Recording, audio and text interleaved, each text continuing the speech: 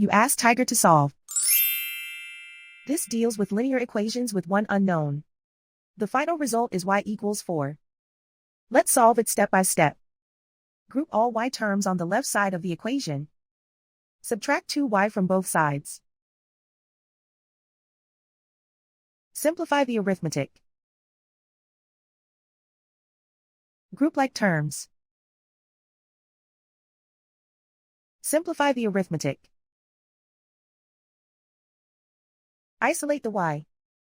Divide both sides by 2. Simplify the fraction.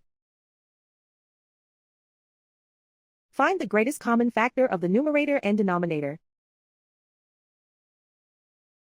Factor out and cancel the greatest common factor.